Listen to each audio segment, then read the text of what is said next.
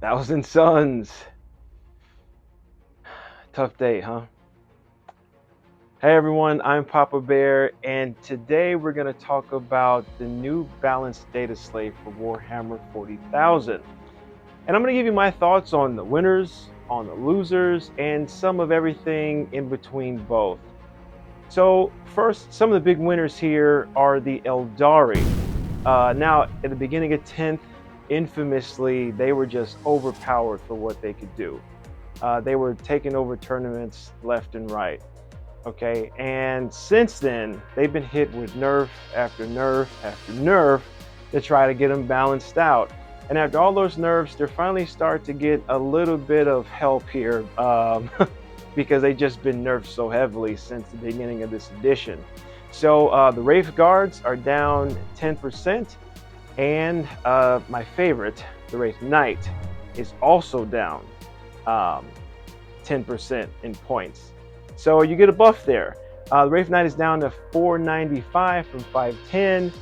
Now you probably still won't see him competitively, but on a casual level, narrative level, maybe. Let's hope so. I like the big units, so it's good to see them go down in points and get a little shine here. So Eldari, nothing but buffs. They're looking pretty good. They're a big winner for the data slate that came out. So next up we have Death Guard. That's my other big winner for this data slate. Now they were middling army as well, and they kind of surprised me a little bit. Mortarion went down 25% in his points, which is huge. I mean, everybody was kind of taking him anyway because he meshes so well with Death Guard, but he went down 25%. So good for Mortarion. He was already plenty used in Death Guard, so I don't see that trend stopping now that he's even cheaper. Another huge winner here for me are the Gene Stealer Cults. They got huge buffs. Most of their units got a decrease in points across the board. Now this army had a 52% win rate already, and so I expect that number to maybe go up a little bit over the next few months here. Also, Gene Stealer Cults, they're one of the least played factions in Warhammer, so that 52% win rate is from admittedly a smaller player base than most other armies in the game. So it may be skewed a little bit from Gene Stealer Cult players, but they get buffs all around. Gene Stealer Cults, huge winners in this data slate. The Orc Boys are the other big winners here in the data slate. Now, they were one of the bottom armies coming into this thing. So right now they're sitting at about a 45% win rate. Again, one of the bottom armies in the game.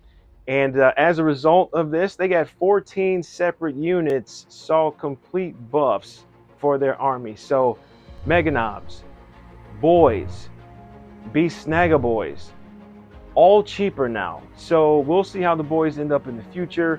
Orcs definitely needed a buff, so glad to see them get a win here. So those are my big winners so far. Gene Stealer Cults, Orcs, Death Guard, big win. Eldari, big win. Those are the winners. Let's go on to now the big losers. We're going to start with 1,000 Suns. The 1,000 Suns really took a Perils of the Warp to the face this data slate. See what I did there? That's a little old reference for you 1,000 Suns players. 20% of their entire army went up in points. 20%, almost a quarter of their whole force went up in points. Magnus himself went up 25% in points. He's now up to 465. So that's a rough go of it. Now, to be fair, 1,000 Suns were the top armies in the game. They're 56% win rate. A lot of people play that faction, and even with the high numbers, they're still at 56%. So they were one of the top dogs. So I am excited to see how the players, how the community responds to these nerfs and the type of list that comes out as a result of this. So 1,000 Suns had it tough, but you're on top of the mountain for a while, and we'll see if you come down. My second big loser here can't ignore it. It is the Sisters of Battle. Sisters have taken a whole round of nerfs here, and they were also sitting at a 56% win rate for their army as well. So Morven Vol and the Paragon war suits, they went up as well. And they went up for the second data slate in a row. Morven Vols went up. So the Triumph of St. Catherine has also went up. St. Catherine went up 60% in points, 250 points now for the Triumph of St. Catherine. That is a huge nerf to that unit. That's got to be one of the biggest hikes in points of this data slated at 60 points. The thing is, though, even though it went up so much in points, it still might be worth taking it. She's that good. She still might be worth it at that points cost. So the Sisters have been a pretty strong army for a while now, and they took nerfs the previous data slate, and even then it really didn't matter. They still end up with a 56% win rate, even with the nerfs they took last data slate. So, it may not matter here. They took a whole another round of nerfs, and a lot of their points went up, and we'll see if that matters in the next few months for the next time. But so far, Sister players have figured it out. They keep raising the points, and Sisters rules are so good that their players always find a way to make that army function. So good for them, but they're a big loser here in this data slate for sure. Now, not saying that they didn't deserve some of the points increases that they got, but they both got slammed. No doubt about it, they got slammed. Now, for some of the other notable things that I wanted to kind of talk about in the data slate, and some of my personal opinions, some of my personal choices for things that we did and did not see in this data slate. So Thunderwolves. How about those Thunderwolves? They went up 20%, okay? So no more spamming 100 wolves on the table? We'll see. We'll see how the community responds to that. Vanilla Space Marines really didn't get much here, which surprised me a little bit. Now, Marines are at 38% win rate, one of the bottom barrel armies in this game, okay? On paper, at least. Now, a lot of people play Space Marines, so that might, play into why they have such a poor win rate, but 38% is 38%. And my guess is they're suffering a little bit because all the Virgin chapters get all the cool stuff and toys, and, the vanilla Marines are kind of vanilla Marines, as we all know. Now, all that said, Terminators did drop in points, so good for Terminators. And the Primarchs are back. Gilliman dropped 65 points. He's now 285, Gilliman is. And that's huge. So we may see him in way more games than we have before, just because at 285, you consider taking him. I think Gilliman's a cool model. He's got good rules. So it's good to see him brought down to a points level where we can think about actually using him in tournament and casual setting.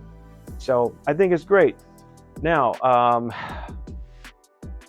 a personal note, as a Tau player, no points drops for the Storm Surge. I don't understand. I was hoping that maybe one day the Storm Surge would be great again, and today's just not that day. Just not that day. So maybe one day they'll make him cheaper. 400 points, he doesn't do enough. Doesn't do enough at 400 points. Drop the Storm Surge. Throw us Tau players a bone here.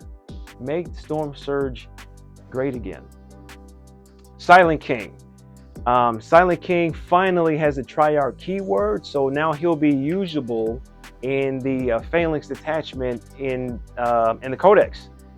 It was so weird that he didn't come with the Triarch keyword, so I'm glad GW actually fixed that now as a Triarch keyword, so he can get those buffs in his detachment. So good for the Silent King. And Angron went up 20% of points to 435 points. Why?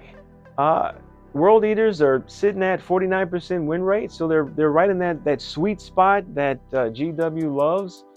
And I'm not sure why they felt the need to raise Angron's points, but he went up in points. I mean, he's an auto take either way. You know, you got to take him. So he's great looking model. So I'm not sure why the point hike on Angron. So that's one of the things that kind of puzzled me a little bit, because World Eaters are right where they want to be, around 49%. So that's that. So those are my thoughts. I do like some of the changes. Admittedly, I like some of the changes. Even though the Storm Surge still sucks. Storm Surge is still bad. But yeah, in all seriousness, you know, they really came down on the top armies, as they should. They came down pretty tough, as they should. Or should they have? Did 1,000 Sons and Sisters deserve to take so many nerfs? You let me know. Was the penalty too hard for those armies? Like I said, they all, just about every unit, got their points increased. So you let me know what you think about the data slate. I just told you what my thoughts were. I will see you all in the comments, and I'll see you on the tabletop. Take care.